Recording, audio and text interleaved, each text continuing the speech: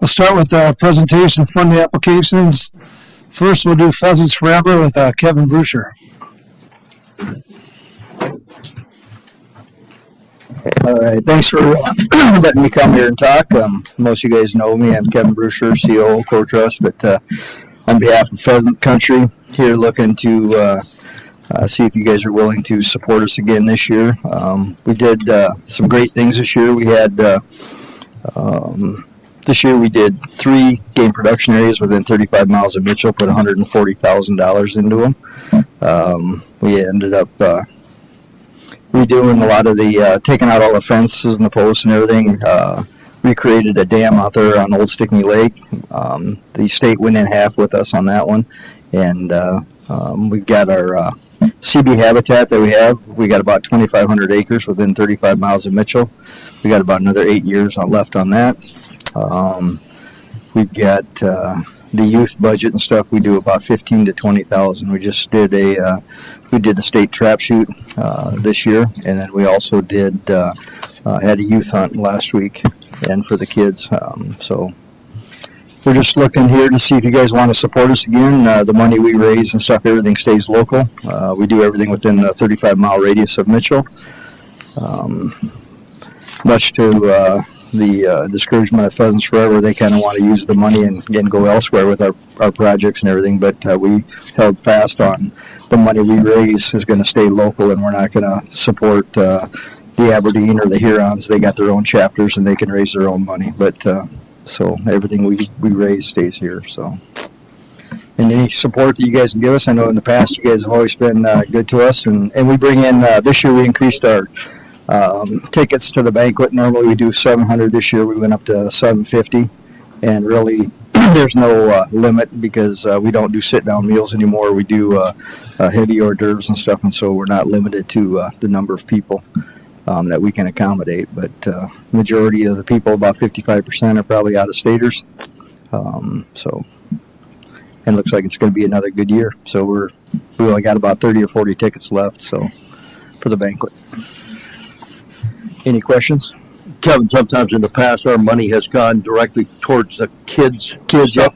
Do you plan that again or no? Yeah, no, that's kind of what we use. A lot of the money, like I said, we use, we can earmark the money that we get from you guys and stuff. We can earmark it for the youth and stuff. And we've given other things too back into the community and stuff. We helped support the Pickleball Association. We gave money for their project over there at Hitchcock, and we also have done gave a donation to the Palace City Peddlers and stuff for $2,500 of the trees out at Lake Mitchell. So it's not strictly money that we raise does not necessarily have to be put in towards the conservation. We support other things within Mitchell and stuff to benefit the community as well. So. Any other questions for Kevin? Thank you. All right. Yep. Thanks. All right. Appreciate it. Thank you. Next, we'll go to Dakota Riptide and Rob Shelsky.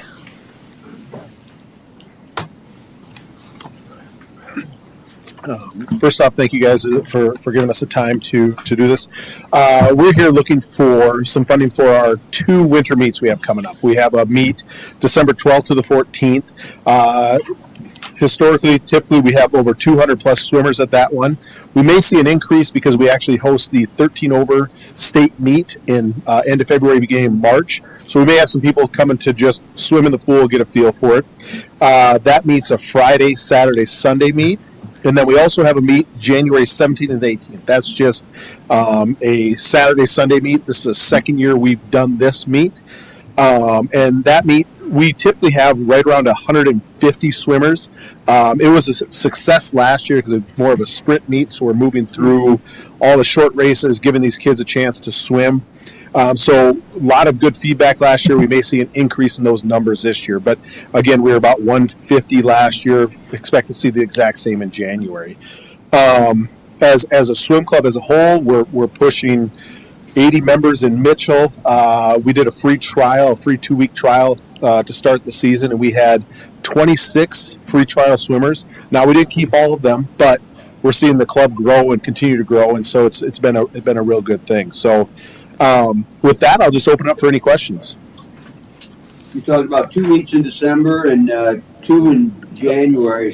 So are those all overnight stays? So the two meets, there's one in December, one in January. Okay. So that would be overnight. So we'll have more overnight stays in December because that's a Friday, Saturday, Sunday meet. We'll have longer races on Friday evening, relays, different things rolling into Saturdays, and then Saturday, Sunday. So we'll have more hotel stays in December. Again, we just have a 2-day meet in January, just that Saturday, Sunday. But we should see some people spending the night for that one as well. Because we're bringing people from Watertown. Sioux Falls can go back and forth. We do see a number of those people stay. But Watertown, Brookings, Pierre, Aberdeen is where we're going. We will be back again. You guys probably get sick of us. We'll be back to request for the state meet at the end of February. And that will be a Thursday, Friday, Saturday, Sunday meet. So again, that we'll be back for that one at a later date. But this one we're looking at just the December meet and the January meet.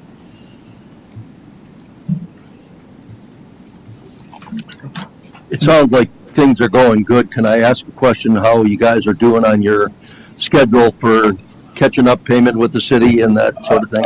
We appreciate the extension that the bid board gave us. We're soliciting and talking to different businesses to help cover that shortfall that we have. So Okay. we're having the conversation. We don't have any commitments yet. Okay. Anything else? Thank you. Thank you. Thank you. Thank you. Next, we'll go to Hoop City Classic and the Midwest Miracle Classic with Brad Barcher. He's got two of them to talk about, I guess. All right, I'd like to say thanks for having me here again. Getting used to kind of doing this now. This year, the Hoop City Classic, it's a little different. Ernie Kuiper's not involved no more with a job that he had taken, so I've kind of taken it over with a couple other board members that are down in Memphis. This year it's a 5-day event, Saturday the 27th of December through the 31st, with the Little Kids Tournament being held at Dakota Wesleyan on the 27th and the 28th. We're expecting 60 to 70 teams to participate in that. On the high school side, we have 19 games over 3 days, starting on Monday the 29th through the 31st. Our out-of-state teams this year are coming from Georgia and Florida. We have teams throughout the whole state of South Dakota, and we also have the Dakota Wesleyan women playing in it on Tuesday. We also have 12 JV games going on this year so far scheduled during the three-day event of the high school games up in the Army. So what South Dakota teams do you got coming? Are they listed someplace on our stuff? I didn't see it. I can read them all off right now too. I got Laura Brule, Mount Vernon Plankington, McCook Central Montrose, White River, Timber Lake, Ethan, Parkston, Dupree, the Lyman Girls, Pine Ridge, the Lyman Boys, Freeman Boys, Viborg Hurley Boys, Huron Boys, Sioux Falls Christian Boys, Brandon Valley Boys, Harrisburg Boys, Sisseton Girls, West Central Boys. Those are all in Mitchell, all the Corn Palace. They're all at the Corn Palace, all 3 days. Everything is here. Brandon, are you getting the Wyoming teams? No, they, what's the name? Not Campbell County, but the other one. They were supposed to come this year, but they backed out on me actually about 2.5 weeks ago and kind of put a wrench. That's why into the schedule. That's why the schedule will be getting released probably tomorrow or the next day. We got it all figured out, and it worked out really well. Brandon Valley actually needed a game, and they got in late, so that actually took care of the bigger schools playing the out-of-state teams and whatnot too. So yeah, the Wyoming teams won't be participating this year. And then your, Something in their budget out there with the school. should I say, better teams coming from out of state?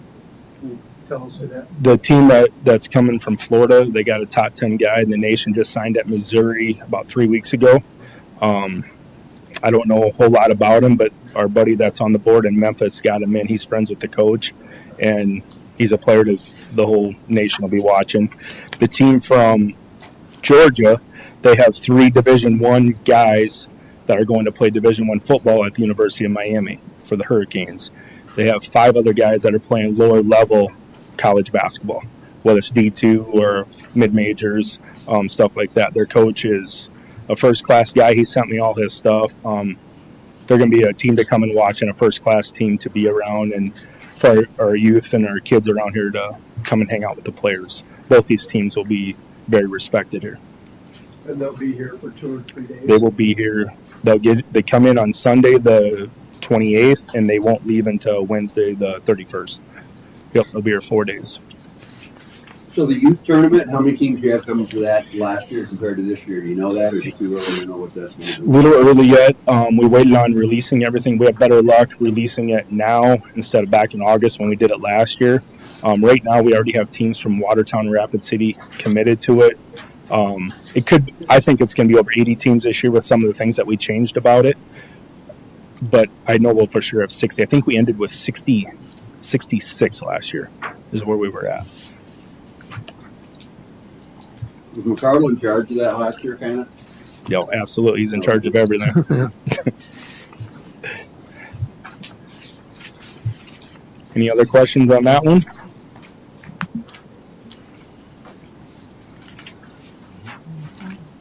Then the next one. Talk about the Midwest Miracles Classic. That it's a new classic. It was new last year. Kobe Sherman, I'm sure some of you guys have heard of him. He's a kid that got diagnosed with cancer down in his knee about 2.5 years ago. This one's kind of hard for me to talk about, actually. He's been battling through, doing very well. He's not doing very well right now at this time. I wouldn't say he's on hospice, but he's on oxygen right now. I was just down at his house the other night in Viborg. He started this in Hurley last year, and his whole point of starting this basketball classic was to raise money not for cancer research. He wanted nothing to do with that. It's all to raise money for families with their overnight stays and meals and lodging and stuff like that when they're at the hospital, because he saw what his parents had to go through with him. So that was the whole point of him starting this classic. He wanted to do his first annual down in Hurley. So he reached out to me a couple years ago. We started it down there. And then his goal, he loved playing in the Corn Palace. So he reached out to me. He asked me, is there any way we could get it moved to the Corn Palace? And with the help of Coach Christensen here over the last year or whatever, we got it to work. And Dave working us into the schedule here at the Corn Palace, we got it for January 3rd. And this will be an annual event no matter what. I've already told him no matter what happens, whatnot, we will keep it going. That's his lifetime dream to make sure that this doesn't end, even if the worst case scenario happens, which right now it doesn't look great. So last night, I got to talk about this. He did kind of he's laying in his bed, and his mom was texting me on the side. He sent me kind of a rough draft schedule of the teams or whatever, or the matchups. And he was going over, it's a girls and boys combined. It's a one-day event this year with JV games. He wants us to move it to a 2-day event, a Friday, Saturday, like we do with the Dakota Wesleyan Classic in February. He sent me the girls' matchups last night. He has Bridgewater Emory versus Viborg Hurley, McCook Central Montrose versus Centerville, Ethan versus Clark Willow Lake, and Corsica Stickney versus Lyman. Those of you that know the high school teams, there's very good matchups, very good teams and players on those girls' teams. On the boys' side, he has Centerville versus White River, Bridgewater Emory versus Lyman, Viborg Hurley versus Wall, Freeman versus Pine Ridge, and Clark Willow Lake versus Vermilion. Now, the funny thing about our text and whatnot last night, everything he's going through, I didn't tell him I was going to. He wanted to be here today, too, by the way, but obviously he can't. The one thing he sent me last night, he asked me what I thought of the schedule, and this cracked me up or whatever. He goes, where's it at here? He said,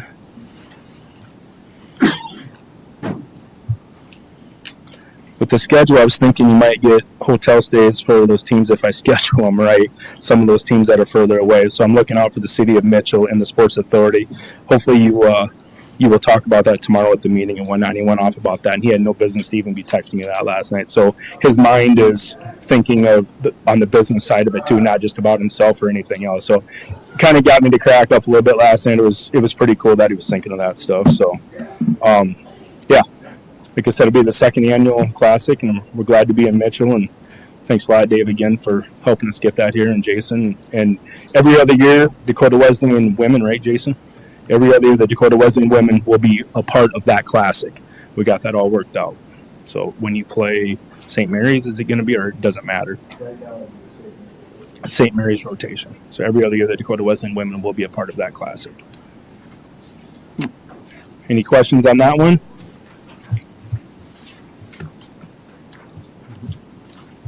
Thank you. Thank you. Brad, one quick one. For the second classic, where will we be able to find the schedule? Or what is that? That will be coming out here within the next week also. Like you said, he just put it together last night. We will get it released. It'll be all over. Okay. When I get it, I can send it to you, whoever also, and he will get it out on social media. So it'll be all over here shortly. All right. Thank you. Thank you.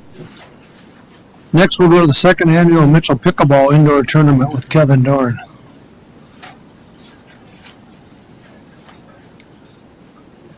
Thank you for your time. I'm Kevin Dorn. I'm with the Mitchell Pickleball Association. We're going to have our second DW Mitchell Pickleball Association tournament on January 2nd, 3rd, and 4th. We extended it an extra day, making it a 3-day tournament from what it was last year. Last year we had a 2-day tournament and we had 80 participants, and that pretty much filled the tournament for the time constraints we had. So this year we added another event, and that will run all day on Friday. So that will keep people in town overnight from Friday to Saturday and Sunday. Just one more event is all it was. So hopefully we'll be able to fill that up. And so we're talking about 140 people, from 80 to 140 people, participants. The money we're requesting is for prize money. The pickleball tournaments are very saturated in the area, so if you don't give some incentive for people to come and play, it's hard to fill up the tournaments to get enough players to fill it up. So prize money is always a good incentive to do that. So that's what we're asking for. Any questions?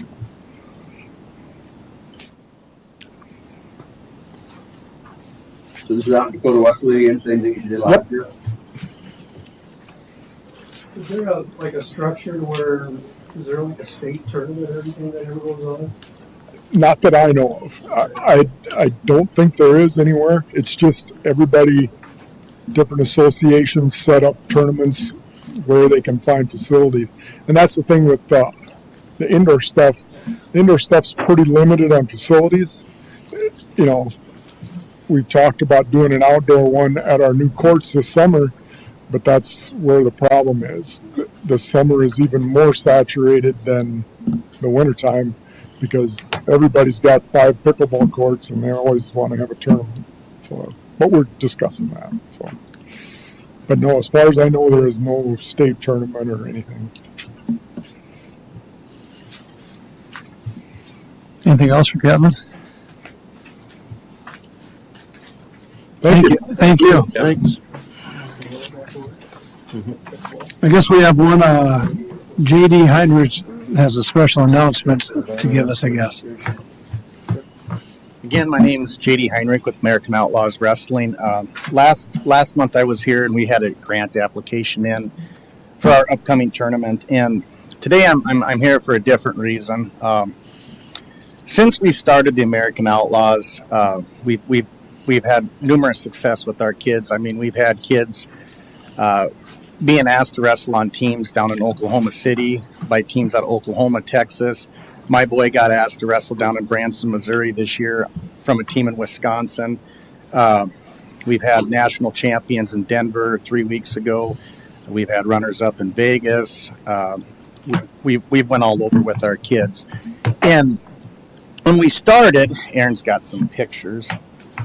When we started out of our room, this is what we started with down in my shop in Dimick, South Dakota. I purchased the black mats with my own money to start it. Today, this is our wrestling room down in Dimick, and I'm very proud of it. The kids have busted their tails to do fundraisers and raffles to purchase the mats that we've filled the shop up with now. On this particular night, in this picture, there was over 50 kids in the room that night. There was kids from Clear Lake. There was kids from Garrettson. There was kids from Miller. There was kids from all over the state of South Dakota. We don't charge for kids to come down and wrestle. My time, my facility is all volunteered. And it gives kids that might not have the opportunity to wrestle because of funds to come down and get some experience in wrestling. And that's possible because of people like you, the sponsors that help us out put these tournaments on. So I'm here to say thank you for considering it and supporting us in our 2 events this year. And in our annual meeting, we have a meeting the first part of October. In the last 2 years since we started doing our events and asking for sponsorships and visiting with people, we have it was unanimous that the Mitchell Sports and Events Authority was our sponsor of the year this year. So I'm here today to present this award to you guys and thank you for your contributions and helping the American Outlaws out this year. It means a lot to us. Thank you. Man. Thank you. Thank you.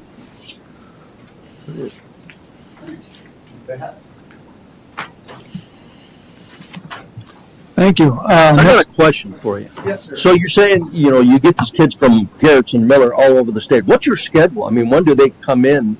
So throughout the year, like during the summertime, we have practices every Sunday, and our practice is 2 to 5 on Sundays. Okay. And then tonight is our first. We're basically kicking off our winter practices. We start practices tonight 6:30 to 8:30. Thursday 6:30 to 8:30.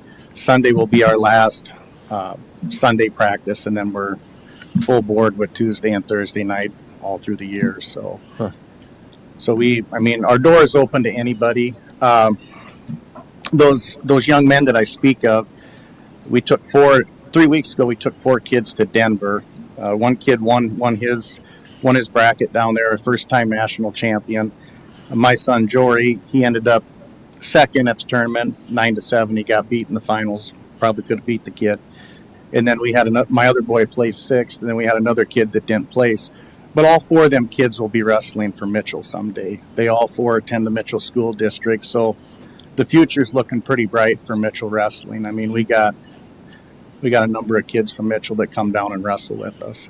And your age group is? All the way up to high school. Kindergarten all the way up to high school. So Okay. we work with all ages of kids. So Great. Thank you. thank you guys. It means a lot to us. It really does. We appreciate it. Thank you.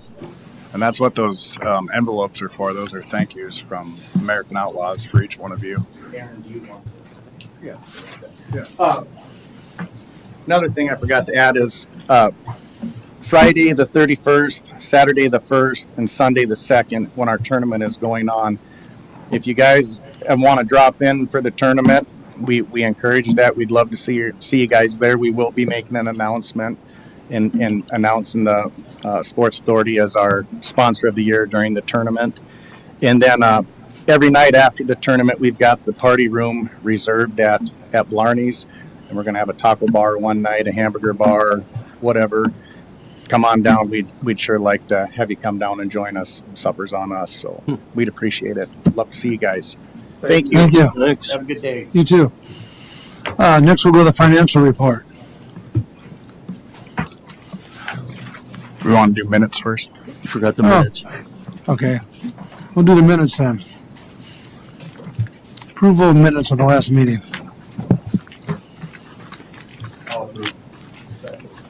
Motion by Brian, second by Jason. All in favor of the motion, say aye. Aye. Against nay, motion passed. Now we'll go to financial report. These were Sports and Events Authority financials year to date as of October 2nd. The current expenses, so all the award checks have been written. That is $107,400. And a current available fund balance for the committee is $87,240. The total collections, we have an update in the collections submitted for August for July records. Went up to $38,390. We still have one establishment past due. And then the collections that were submitted in September for August records are $36,884, and that has one establishment past due. So the year-to-date total collections, that's the $2 collection per room per night, $233,411. That equates to 116,706 room nights. And our year-to-date room night comparison to 2024, we're up 1.8%, which is 2,148 room nights. 2023, we're up 4.6%, which is 5,322 room nights. 2022, we're up 0.5%. That's 612 room nights.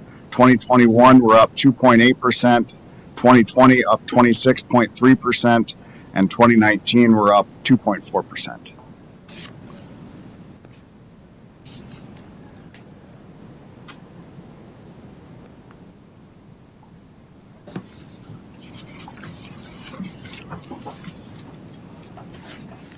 Motion to approve. Motion by Tim, Second. second by Jocko. All in favor of the motion, say aye. Aye. Against nay, motion passes. We'll go to evaluation forms. Okay, we had two post-event evaluation forms along with the financials submitted. First one was for the Mitchell Area Community Triathlon that took place June 7th. They rated the event a 4 above expectations. They were appreciative of the rec center's lifeguards and pool assistants for the event. They estimated 100 spectators. They had 61 participants. They had participants from South Dakota, Nebraska, and Hong Kong. They estimated 3 to 4 room nights, with the majority of those participants staying at campgrounds. Next year's event, June 6th of 2026, SEA awarded $1,500, and that went to the timing system expenses. And then their profit loss, they had a profit of $6,255.32. And then those profits will go towards the outdoor fitness park project that's taking place around Cadwell.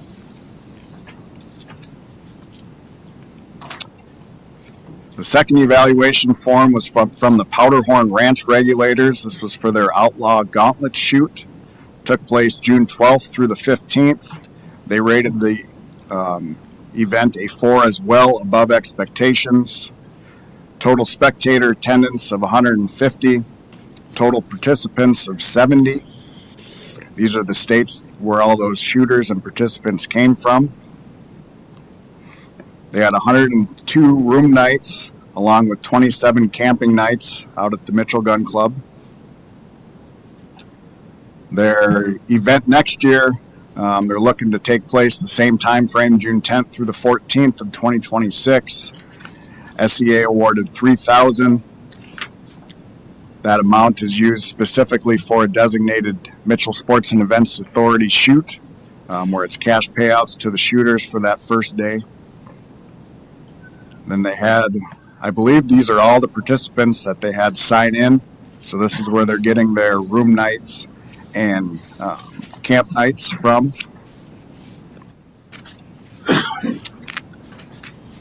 And then they had a profit of $2,324, and that just goes back to their organization to maintain operating expenses. And lastly, just a thank you note from the Mitchell Area Community Triathlon, thanking the Mitchell Sports and Events Authority for their generous support. Your sponsorship helped us bring athletes, families, volunteers together for a safe, fun, and inspiring event. Because of partners like you, we can grow participation, support our community, and keep this tradition strong. We're grateful for your commitment and look forward to your partnering again next year. And then they signed it as a group as well.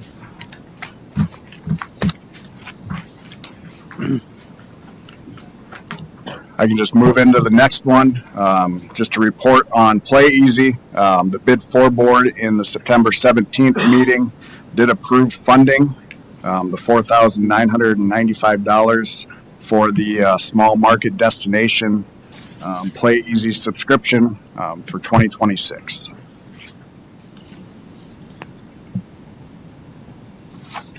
And then upcoming events. Just want to highlight two of them here that SEA awarded funding for. American Outlaws Wrestling Monster Ball, October 31st, November 1st and 2nd at the DW Avera Sports and Wellness Complex. And then the Miller Lite Palace City 8-Ball Open, November 14th through the 16th, Highland Conference Center. And again, just a complete list of events, the Mitchell Chamber events calendar, as well as incorporating the Mitchell South Dakota events Facebook page as well. All right, should we make a motion to go into executive session? I'll make a motion. Who made the motion? Okay. All in favor of the motion, say aye. Aye. Against, nay. We'll go into executive session.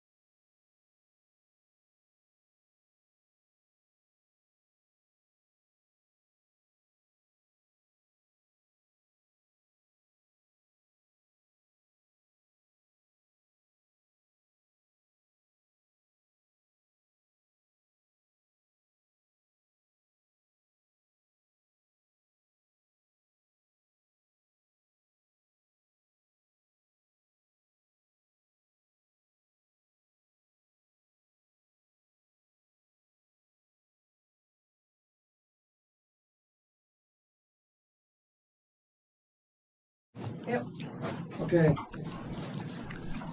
We will go to the funding applications. First one on the agenda is the Pheasants Forever Banquet for ask of $2,500. I would make a motion to approve 2,500. I would second.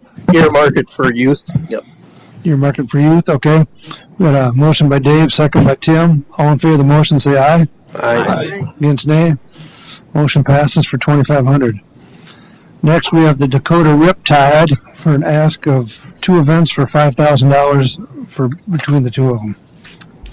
I'd make a motion to grant the request for $5,000. I'll second. Motion by Brian, second by Jason. All in favor of the motion, say aye. Aye. Against nay. Motion passes. Hope City Classic, ask of $20,000. I'll make a motion for 12,500. Motion by Emily, I'll second. second by Dave for 12,500. All in favor, say aye. Aye. Against nay. Motion passes. Midwest Miracle Basketball Classic, request of 5,000. I'll make a motion for the 5,000. I'll second that. Motion by Emily, second by Brian. All in favor of 5,000, say aye. Aye. Against nay. Motion passes. Second annual pickleball indoor tournament, they're asking 2,500. I would make a motion to approve the 2,500. I'll second that. Motion by Dave, second by Jim. All in favor of 2,500, say aye. Aye. Against nay. Motion passes. Next meeting is when? November 18th. Yeah, it's gonna be the third Tuesday because November 11th is Veterans Day. Veterans Day. Okay. We're adjourned. Very good there, Charles.